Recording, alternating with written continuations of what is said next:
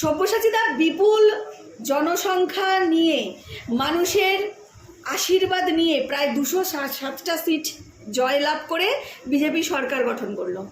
তারপরেই দেখা গেল তৃণমূলের একাধিক মুখপাত্র থেকে শুরু করে নেতা, এমপি, এমএলএ তারা মুখ খুলতে শুরু করলেন। কেউ লাইভ করে কান্নাকাটি করছেন, কেউ বলছেন মমতা বন্দ্যোপাধ্যায় আমার জীবন নষ্ট করে দিল, কেউ অভিষেক বন্দ্যোপাধ্যায়ের কথা বলছেন, কেউ আইপ্যাকের কথা বলছেন। কি বলবেন? ওরাও এতদিন বাদে সন্ত্রাস মুক্ত। যখন ওরা দলের মধ্যে ছিল ওদের প্রতিবাদ করার কারণ ওটা তো দল ছিল না, ওটা একটা কোম্পানি ছিল। ওই এমডি যা বলতো সব কর্মচারী তাই বলতো। এখন এমডি নেই, কোম্পানিটাও শেষ হয়ে গেছে, এখন কর্মচারীরা তাদের ভিতরে যা ছিল সেগুলো উগড়াচ্ছে। এটা একটা কারণ হতে পারে। ওরা একটা সিম্প্যাথি ক্রিয়েট করতে চাইছে জনগণের কাছে, কারণ এরা 2021 সালে যখন বিজেপি হেরেছিল এরা কেউ কিন্তু তুলসী পাতা নয়, এরাও লোককে অত্যাচার করেছে। একটা বিষয়ে যাব যে এই যে 2021-এ পোস্টপোল ভায়োলেন্স হয়েছিল, সেই পোস্টপোল ভায়োলেন্সে আপনিও অনেকটা ক্ষতিগ্রস্ত হয়েছিলেন, আপনারও বাড়িতে হামলা করা হয়েছিল। সেই সময় যেমন বিজেপি যেহেতু ক্ষমতায় ছিল না, বিজেপির শীর্ষ নেতাদেরও হামলা করা হয়েছে, অনেকের ফোন পাওয়া যায়নি। যেহেতু ক্ষমতায় ছিল না দাঁড়াতে পারিনি, তৃণমূল অত্যাচার চালিয়ে গেছে। সেই সময় এবারে ক্ষমতা পরিবর্তনের পর যেটা দেখা গেল নজিরবিহীন ঘটনা, বিজেপির শীর্ষ নেতা থেকে শুরু করে একাধিক নেতারা তারা পোস্টপোল ভায়োলেন্স আটকাচ্ছে, তারা নির্দেশ দিচ্ছে যাতে রক্তের বদলে রক্ত বা এই ধরনের কাজ না করে এবং কেউ এই ধরনের কাজে লিপ্ত না হয়, এবং যারা করছে তাদেরকে শনাক্ত করা হচ্ছে এবং বন্ধ করা হচ্ছে। এই চিত্র কিন্তু 2021-এ দেখা যায়নি। এই বিষয়টাকে কীভাবে দেখছেন? দেখুন, এইটাই তো একটা মানবিক ধর্ম হওয়া উচিত। রাজনীতিতে কোনো একটা দল জিতবে, কোনো একটা দল হারবে, কিন্তু জেতার পরেও আমি অন্য লোকের প্রাণ নেব, কারো সম্পত্তি লুট করব, কোনো বাড়ির মা বোনদের রেপ করব, এটা তো সংস্কৃতি হওয়া উচিত নয়। এই যে 3 নম্বর ওয়ার্ড যেখানে আপনি আজকে বসে আমার ইন্টারভিউ নিচ্ছেন, 2021 সালে বিজেপির সব কর্মীরাই প্রায় 2 মাস 3 মাস খরচা হয়েছে, বহু সম্পত্তি জ্বালিয়ে দেওয়া হয়েছে, পুড়িয়ে দেওয়া হয়েছে। তো আজকে 4 তারিখে এখনও পর্যন্ত একটা ঘটনা আপনি দেখাতে পারবেন না একটা লোককে একটা গালাগাল পর্যন্ত কেউ দিয়েছে। আপনি যেখানে বসে ইন্টারভিউ দিচ্ছেন সেই ঠিক তার কিছু আগেই তৃণমূলের প্রধান মুখপাত্র রিজু দত্তের বাড়ি, এবং তিনিও কিন্তু স্বীকার করেছেন কোথাও বিজেপির এখানে যিনি জয়লাভ করেছেন রিতেশ তিওয়ারি, তিনি বিধায়ক হলেন, তাকে ফোন করে সে সাহায্য করেছে, তাকে বাঁচিয়েছে, কিন্তু তৃণমূলের কেউ বাঁচাননি। মানে এই যে পাল্টি সুর, কি বলবেন? আপনারই প্রতিবেশী। না, রিজু দত্ত বিভিন্ন মিডিয়াতে আমার কথাও বলেছে, রিতেশ দার কথাও বলেছেন। রিজু দত্ত যখন 4 তারিখে গাড়ি নিয়ে এখানে ঢুকছে তখন আমি তার সাথে হ্যান্ডশেক করি। এখানে আমার ছেলেরা সব আবির খেলছিল, আমি সবাইকে বলি সরে যাও, রিজুর গাড়িটা বার করে দাও, বাড়ি চলে যাও। যেটা একটা সংস্কৃতি, সুস্থ সংস্কৃতি হওয়ার কথা, সেটাই আমি করেছি। এখানে মারপিট অশান্তির তো কারণ নেই। ওর দল যেটা করেছে বলে আমিও সেটা করব? আমি তো কুকুর নয়, তা কেন করবো আমি সেটা? আমরা তো চেয়েছিলাম যাতে সুস্থ এই পরিবর্তনটা কী জন্য, যাতে পশ্চিমবঙ্গে মানুষের মুক্ত আকাশে একটা শ্বাস দিতে পারে। একটা দমবন্ধকর পরিস্থিতি ছিল, কেউ নিজের কথা বলতে পারতো না, একটা ভয় ব্যাপার। এটা তো আজকের ডেটে নেই। মানে বলছেন আজকে পশ্চিমবাংলা 15 বছর পর একটা অন্যভাবে স্বাধীন হলো। নিশ্চয়ই স্বাধীন হলো। সবার একটা স্বাধীনতা যেটা তৃণমূল কংগ্রেস বকলমে ভয়ের বাতাবরণে কেড়ে নিয়েছিল, সেটা থেকে মানুষ মুক্ত হলো। সব্যসাচীদা শীর্ষ নেতৃত্ব ইতিমধ্যেই নির্দেশ দিয়েছে যে 1 মাস কোনো যোগদান হবে না, এবং এইভাবে তৃণমূল থেকে আসা কেউ বিজেপি যোগদান করতে পারবে না। জার্সি বদল করলে বা গায়ে হাতে বিজেপির পতাকা দিলে বিজেপি হওয়া যাবে না। এই বিষয়টাকে কিভাবে বলছেন? কারণ ইতিমধ্যে লোকাল জায়গাতে বিভিন্ন যারা তৃণমূলের কর্মী ছিল বা ক্যাডার ছিল তারা দল বদল করার একটা হিড়িক, এবং তাদের হাতেও দেখা যাচ্ছে তারাও নাকি এখন দীর্ঘদিনের বিজেপি কর্মী হয়ে উঠছে হঠাৎ করে, মানে 4 তারিখে বিকেল 4টের পর থেকে। তাদের উদ্দেশ্যে কি বলবেন? দেখুন, সংগঠন আর ভিড় দুটো বিজেপির এক নয়, এটা যদি কেউ মনে করে খুব ভুল করছে। বিজেপির ঝান্ডা ধরে আর আবির মাখলেই বিজেপি হওয়া যায় না। বিজেপি তারাই যারা বিজেপির প্রোটোকলবদ্ধ। বিজেপির একটা ডাটা আছে, বিজেপির বুথ প্রেসিডেন্টকে, পোলিং এজেন্টকে, কে কোন পদাধিকারী, ছোট পদাধিকারী থেকে মণ্ডল সভাপতি পর্যন্ত সব ডাটা বিজেপির কাছে আছে। এরাই অরিজিনাল বিজেপি। হঠাৎ উৎসাহিত বিজেপি, হঠাৎ আমি চলে এলাম ইলেকশনের আগে। মানে 4টের পর বিজেপি হয়ে গেল। আমি 4টের পরে তো দূরের কথা, তারা তো বিজেপিই নয়। হঠাৎ আমি ইলেকশনে মুখ দেখালাম, সারা বছর পার্টির কাজ করলাম না, সারা বছর আমি পার্টির কোনো কাজ করলাম না, হঠাৎ ইলেকশনের সময় চলে আসলাম, আমি বিজেপি হয়ে গেলাম, আমি ঘুরতে শুরু করলাম রাস্তায়। এটা বিজেপি নয়। বিজেপি তারাই যারা 2021-এর পরে বিজেপিটাকে ধরে রেখেছে।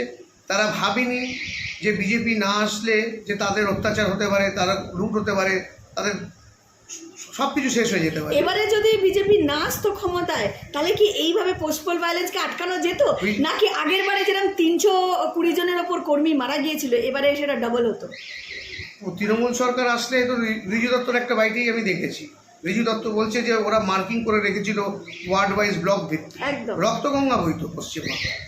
ওরা তো এই ওরা তো মানে ভদ্র কালচারের নয়। তৃণমূল পার্টিটা তো মেনলি হচ্ছে কামানোর পার্টি। তো সুতরাং ওরা জিতলে অত্যাচার চরম সীমানায় নিয়ে যেত। বসেছিদা ইতিমধ্যেই কিন্তু সুজিত বোস থেকে শুরু করে অ্যারেস্ট হয়েছে, গর্গ অ্যারেস্ট হয়েছে, এবং অনেকেই স্ক্যানারে আছেন।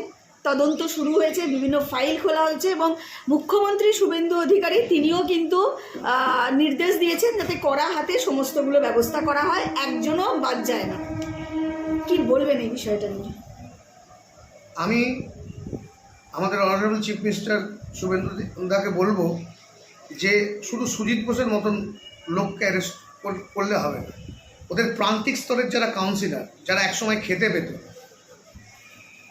যাদের কিছু ছিল না, চাল ছিল না, চুলো ছিল না, তাদের আজকে কোটি কোটি টাকার সম্পত্তি।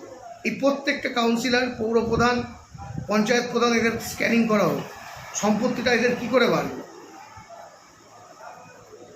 তাহলে দেখবেন জেলে জায়গা পাওয়া যাবে না। জেল বানাতে হবে বলছেন?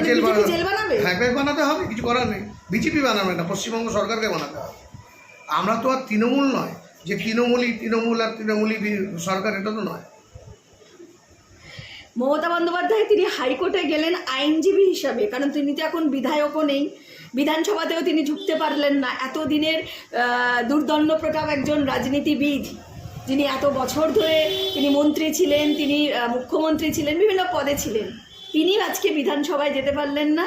নতুন সরকার গঠন হলো, কোথায় গেলেন না তিনি কালো কোট পরে হাইকোর্ট চলে গেলেন। কি অসুবিধা আছে? উনি অ্যাডভোকেট মানুষ, উনি যেতেই পারে হাইকোর্টে, কি আছে? মানে এটা কি তাহলে মমতা বন্দ্যোপাধ্যায়ের নতুন পরিচয়? মানে পশ্চিমবাংলাবাসী এই পরিচয়টাকে মমতা ব্যানার্জির তো অনেক রকম পরিচয়। এক সময় উনি বড় শিল্পী, ভালো গান ভালো আঁকেন, ভালো কবিতা লেখেন। আজকে দেখে বেশ ভালো লাগলো, ভালো কোটটা পরে ভালো দেখতে লেগেছে। মানে এর আগেও তো নাকি সুপ্রিম কোর্টেও দেখা গেছে কালো কোট পরে। মানে উনি কি এখন তাহলে এই পেশায় যুক্ত হবেন? উনি হচ্ছেন খুব বুদ্ধিমান স্টান্ট মাস্টার। কি করে অ্যাট্রাকশনে আসা যায় সেটাও উনি খুব ভালো করে জানেন। কোনো সময় একে অ্যাট্রাকশানে আসতে হবে, কোনো সময় ভুলভাল কবিতা বলে অ্যাট্রাকশানে আসতে হবে, কোনো সময় ভুলভাল বেসুরো গান গিয়ে অ্যাট্রাকশানে আসতে হবে। আজকেও এটা একটা অ্যাট্রাকশানের পদ্ধতি। এই কোর্টে পড়ে যাবে, করুন, যায় ওনার ইচ্ছা যা সেটা।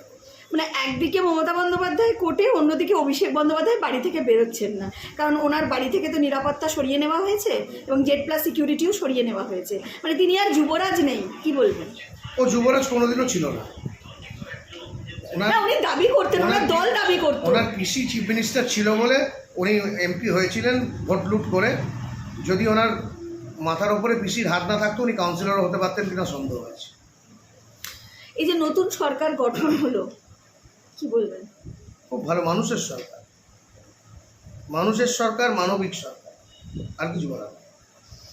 5 বছর মানুষ যে ম্যান্ডেট দিয়ে এনেছে, এবং আপনাদের বিজেপির যে সংকল্পপত্র সেখানে যা যা বলা আছে সেইভাবে যদি বিজেপি এগিয়ে যায়, লক্ষ্মী অন্নপূর্ণা ভাণ্ডার থেকে শুরু করে একাধিক যে আয়ুষ্মান ভারত প্রকল্প চালু হয়েছে, এবং আর একটা বিষয় যেটা আমি আপনাকে পয়েন্ট আউট করব, সেটা হচ্ছে যে এই যে মা ক্যান্টিন যেটা ডিম ভাত চলতো, দিলীপ ঘোষ বলেছেন দরকার হলে সেখানে মাছ ভাত খাওয়ানো হবে। এই যে বিষয়গুলো সামনে আসছে, মানে এটা কতটা মানুষের জন্য সুফল? একটা সরকার তৈরি হয় তো মানুষের জন্য। আগে সরকারটা ছিল মানুষের নয়, ওদের মানে পার্টির সরকার ছিল, এটা মানুষের সরকার।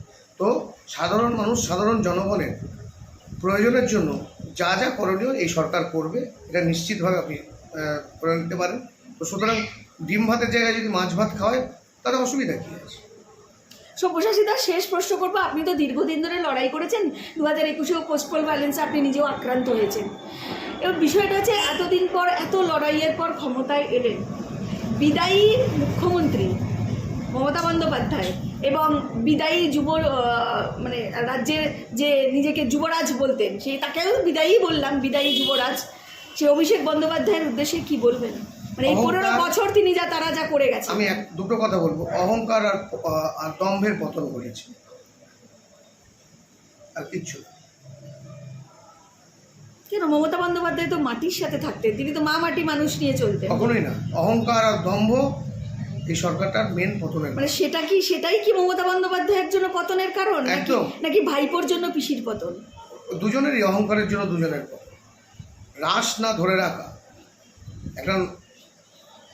একটা অল্প বয়সী ছেলের হাতে পুরো সব কিছু ছেড়ে দেওয়া, যার কোনো রাজনৈতিক অভিজ্ঞতা নেই, খালি হাওয়াবাজি ডায়লগ, নিজের দলের লোকেদের মধ্যে ওদের ঠিক নেই, হয় না। তো দিল্লির বাপকে তো ডেকে পাঠিয়েছিল, অভিষেক বলেছিল তো যে 4টের পর কোন দিল্লির বাপ আছে ডিজে বাজানো হবে। ওই জন্য তো বললাম অহংকার আর দম্ভের পতন ঘটল।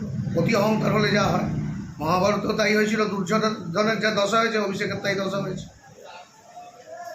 ফিরহাদ হাকিমের মেয়ে বলছে মুখ্যমন্ত্রীকে, মানে বিদায়ী মুখ্যমন্ত্রীকে বা প্রাক্তন মুখ্যমন্ত্রীকে ধৃতরাষ্ট্র, কি বলবেন? ঠিকই তো বলেছে, ঠিকই তো বলেছে। এবার তো আস্তে আস্তে মুখ খুলছে সবাই, ঠিকই বলেছে। উনি অভিষেক প্রাণ ছাড়া তো কিছু ছিল না, তো সুতরাং ধৃতরাষ্ট্র তো হবে। এবং একাধিকজন আইপ্যাকের ওপর দোষ চাপাচ্ছে, একাধিক মুখপাত্র, এমনকি সম্প্রতি কল্যাণ বন্দ্যোপাধ্যায় তিনি বলেছেন আইপ্যাক দলটার ক্ষতি করেছে। কেউ কিন্তু মমতা বন্দ্যোপাধ্যায়কে বলছে আইপ্যাক দলটার ক্ষতি করেছে, মানে আইপ্যাক তার মানে সরকার চালাতো, আইপ্যাককে চালাতো কি? আইপ্যাককে এনেছিল তো অভিষেক বন্দ্যোপাধ্যায়। তাহলে এবার বুঝেন কে দলটা শেষ করেছে। এত ম্যান্ডেট নিয়ে এলেন, রাজ্যবাসীর উদ্দেশ্যে কিছু বলুন, কি বার্তা দেবেন? আমি আগেও বলেছি, এ জয় মানুষের জয়। এই সরকার মানুষের ও মানবিকতার সরকার। এই রাজ্যে আইন শৃঙ্খলা, উন্নতি, শিক্ষা ব্যবস্থা, ইন্ডাস্ট্রিয়ালাইজেশন সব কিছুর উন্নতি হবে। একটু ধৈর্য ধরুন, অপেক্ষা করুন, এই সরকার আপনাদের সব আশা করুন। ধন্যবাদ।